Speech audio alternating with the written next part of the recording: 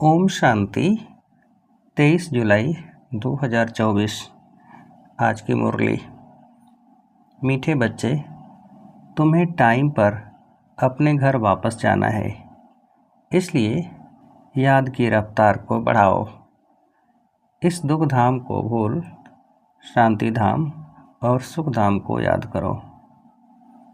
प्रश्न: कौन सा एक गुह्यराज तो मनुष्यों को सुनाओ तो उनकी बुद्धि में हलचल मच जाएगी। उत्तर: उन्हें गुह्यराज सुनाओ कि आत्मा इतनी छोटी बिंदी है, उसमें फार एवर पार्ट भरा हुआ है, जो पार्ट बजाती ही रहती है, कभी थकती नहीं। मोक्ष किसी को मिल नहीं सकता। मनुष्य बहुत दुख देखकर कहते हैं मोक्ष मिले तो अच्छा है, लेकिन अविनाशी आत्मा पार्ट बजाने के बिना रह नहीं सकती। इस बात को सुनकर उनके अंदर हलचल मच जाएगी। ओम शांति। मीठे मीठे रूहानी बच्चों को बाप समझाते हैं। यहाँ तो हैं रूहानी बच्चे, बाप रोज़ रोज़ समझाते हैं बरोबर इस दुनिया में गरीबों को कितना दुख है। अभी यह फ्लड शादी होती है तो गरीबों को दुख होता है, उनके सामान आदि का क्या हाल हो जाता है। दुख तो होता है ना, अपार दुख है। साहूकारों को सुख है, परंतु वह भी अल्पकाल के लिए। साहूकार भी बीमार पड़ते हैं, मृत्यु भी होती है। आज फलाना मरा, आज यह हुआ, आज प्रेसिडेंट हैं, कल गद्दी छोड़नी पड़ती है। घेराव कर उनको उतार देते हैं, यह भी दुख होता है। बाबा ने कहा है दुखों की भी लिस्ट निकालो, किस किस प्रकार के दुख हैं इस दुख धाम में। तुम बच्चे सुख धाम को भी जानते हो, दुनिया कुछ भी नहीं जानती। दुख धाम सुख धाम के भेंट वह नहीं कर सकते। बाप कहते हैं तुम सब कुछ जानते हो, यह मानेंगे कि बरोबर कहते सच है। यहाँ जिसको बड़े बड़े मकान हैं, एरोप्लेन आदि हैं, वह समझते हैं कलयुग को अजुन 40,000 वर्ष चलना है, बाद में सतयुग आएगा। घोर अंधियारे में है ना, अब उन्हों को नज़दीक ले आना है। बाकी थोड़ा समय है। कहाँ लाखों वर्ष कहते हैं, कहाँ तुम 5,000 वर्ष सिद्ध कर बतलाते हो। यह 5,000 वर्ष के बाद चक्र रिपीट होता है। ड्रामा कोई लाखों वर्ष का थोड़े ही होगा। तुम समझ गए हो, जो कुछ होता है वह 5,000 वर्ष में होता है। तो यहाँ दुख धाम में बीमारियाँ आदि सब होती हैं। तुम तो मुख्य थोड़ी बातें लिख दो, स्वर्ग में दुख का नाम भी नहीं। अब बाप समझाते हैं मौत सामने खड़ा है। यह वही गीता का एपिसोड चल रहा है। जरूर संगम युग पर ही सतयुग की स्थापना होगी। बाप कहते हैं कि मैं राजाओं का राजा बनता हूँ, तो ज़रूर सतयुग का बनाएगा ना। बाबा अच्छी रीति समझाते हैं। अब हम जाते हैं सुखधाम। बाप को ले जाना पड़े। जो निरंतर याद करते हैं वही ऊंच पद पाएंगे। उसके लिए बाबा युक्तियाँ बतलाते रहते हैं। याद की रफ्तार बढ़ाओ। कुंभ के मेले पर भी टाइम पर जाना होता है, तुमको भी टाइम पर जाना है। ऐसे नहीं कि जल्दी जल्दी जाकर पहुँचेंगे, नहीं। यह जल्दी जल्दी करना अपने हाथ में नहीं है। यह तो है ही ड्रामा की नोद। महिमा सारी ड्रामा की है। यहाँ कितने जीव जंतु आदि दुख देने वाले हैं। सतयुग में यह होते नहीं। अंदर ख्याल करना चाहिए, वहाँ यह होगा। सतयुग तो याद आता है ना। सतयुग की स्थापना बाप करते हैं। पिछाड़ी में सारा नटसेल में ज्ञान बुद्धि में आ जाता है। जैसे बीज कितना छोटा, झाड़ कितना बड़ा है, वह तो है जड़ चीज़ें, यह है चैतन्य। इनका किसको पता नहीं। कल्प की आयु लंबी चौड़ी कर दी है। भारत ही बहुत सुख पाता है तो दुख भी भारत ही पाता है। बीमारियां आज भी भारत में अधिक हैं। यहाँ मच्छरों सदृश मनुष्य मरते हैं क्योंकि आयु छोटी है। यहाँ के सफाई करने वालों और विलायत के सफाई करने वालों में कितना फ़र्क है। विलायत में सारी इन्वेंशन, विलायत से सारी इन्वेंशन यहाँ आती है। सतयुग का नाम ही पैराडाइज है। वहाँ सब सतो प्रधान है, तुमको सब साक्षात्कार होंगे। यह है अब संगम युग, जबकि बाप बैठ समझाते हैं, समझाते रहेंगे, नई नई बातें सुनाते रहेंगे। बाप कहते हैं दिन प्रतिदिन गूढ़ी गूढ़ी बातें सुनाता हूँ। आगे थोड़े ही पता था बाबा इतनी बिंदी है, उनमें सारा पाठ भरा हुआ है। फॉरएवर तुम पाठ बजाते आए हो, तुम किसको भी बताओ तो बुद्धि में कितनी हलचल हो जाएगी कि यह क्या कहते हैं। इतनी छोटी बिंदी में सारा पाठ भरा हुआ है, जो बजाते ही रहते, कब थकते नहीं हैं, किसको भी पता नहीं। अभी तुम बच्चों को समझ पड़ जाती है कि आधा कल्प है सुख, आधा कल्प है दुख। बहुत दुख देखकर ही मनुष्य कहते हैं इससे तो मोक्ष पालें। जब तुम सुख में शांति में होंगे, वहाँ थोड़े ही ऐसे कहेंगे यह सारी नॉलेज अभी तुम्हारी बुद्धि में है। जैसे बाप बीज होने कारण उसके पास सारे जड़ की झाड़ की नॉलेज है। झाड़ का मॉडल रूप दिखाया है, बड़ा थोड़े ही दिखा सकते, बुद्धि में सारी नॉलेज आ जाती है। तो तुम बच्चों की कितनी विशाल बुद्धि होनी चाहिए, कितना समझाना पड़ता है। फलाने फलाने इतने समय बाद फिर आते हैं पाठ बजाने। यह कितना बड़ा ह्यूज ड्रामा है। यह सारा ड्रामा तो कभी कोई देख भी न सके, इम्पॉसिबल है। दिव्य दृष्टि से तो अच्छी चीज़ देखी जाती है। गणेश, हनुमान, ये सब हैं भक्ति मार्ग के, परंतु मनुष्यों की भावना बैठी हुई है तो छोड़ नहीं सकते। अब तुम बच्चों को पुरुषार्थ करना है। कल्प पहले मिसल पद पाने के लिए पढ़ना है। तुम जानते हो पुनर्जन्म तो हर एक को लेना ही है। सीढ़ी कैसे उतरे हैं यह तो बच्चे जान गए हो। जो खुद जानते हैं वह औरों को भी समझाने लग पड़ेंगे। कल्प पहले भी यही किया होगा। ऐसे ही म्यूजियम बनाकर कल पहले भी बच्चों को सिखाया होगा। पुरुषार्थ करते रहते हैं, करते रहेंगे। ड्रामा में नूंद है, ऐसे तो ढेर हो जाएंगे। गली गली घर घर में यह स्कूल होगा। है सिर्फ धारणा करने की बात। बोलो तुम्हारे दो बाप हैं, बड़ा कौन ठहरा? उनको ही पुकारते हैं रहम करो, कृपा करो। बाप कहते हैं मांगने से कुछ भी नहीं मिलेगा, हमने तो रास्ता बता दिया है। मैं आता ही हूँ रास्ता बताने, सारा झाड़ तुम्हारी बुद्धि में है। बाप कितनी मेहनत करते रहते हैं। बाकी बहुत थोड़ा टाइम बचा है। मुझे सर्विसेबल बच्चे चाहिए।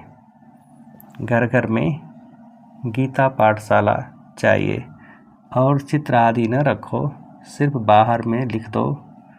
चित्र तो यह बैज ही बस है, पिछाड़ी में यह बैज ही तुमको काम में आएगा।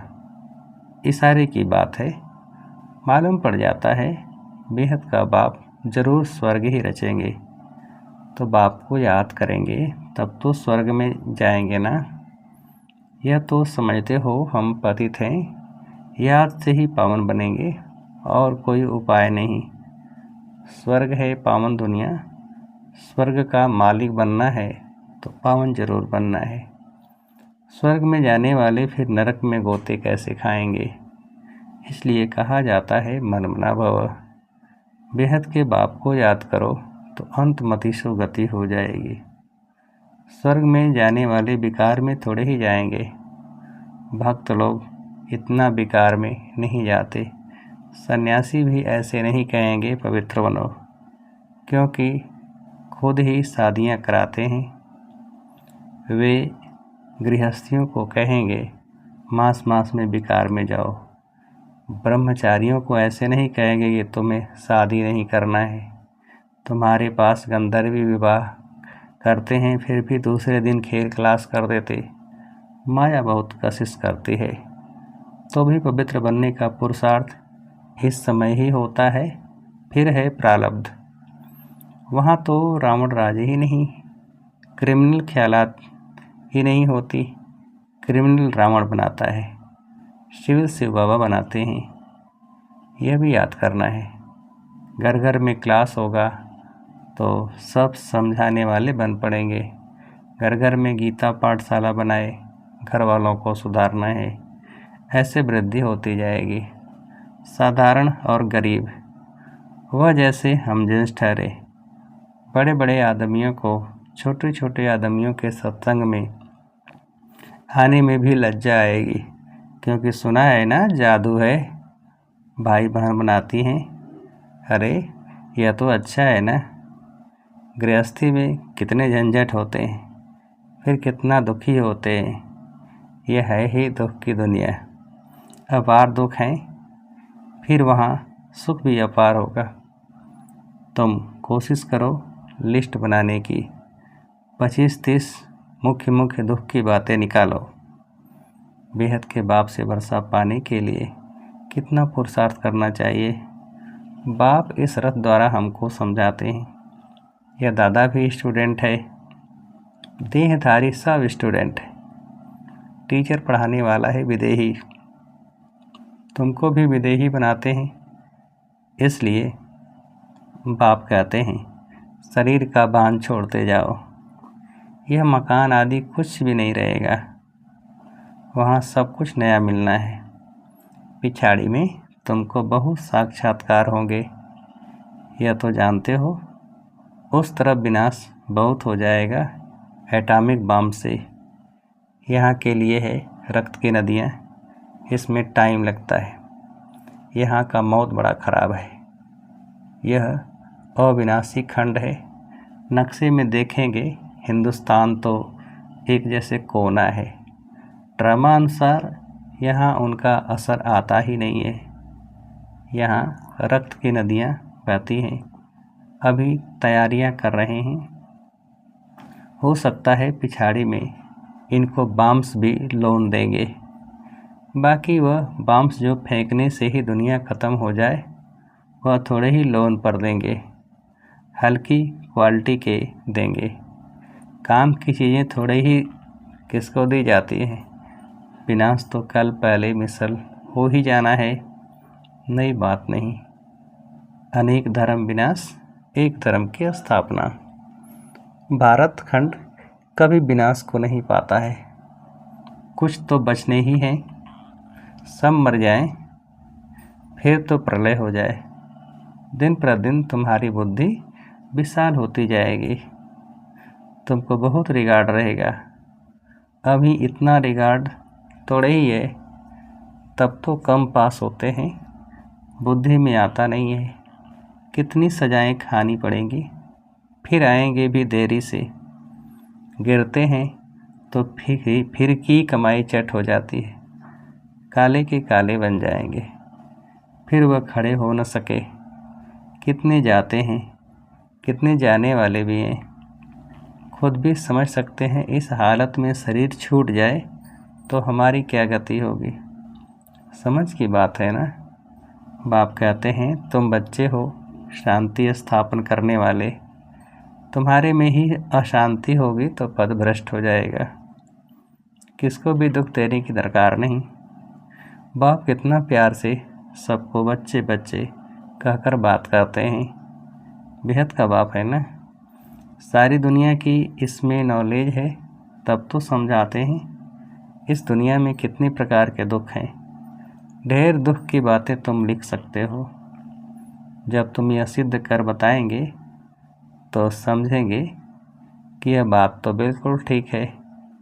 यह अपार दुख तो सिवाय एक बाप के और कोई दूर कर नहीं सकते। दुखों की लिस्ट होगी तो कुछ न कुछ बुद्धि में बैठेगा, बाकी तो सुना अनसुना कर देंगे। उनके लिए ही गाया जाता है, रीढ़ यानी भेड़ क्या जाने साज से।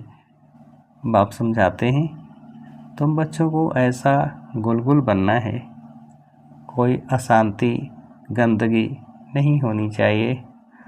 अशांति फैलाने वाले देह अभिमानी ठहरे, उनसे दूर रहना है, छूना भी नहीं है।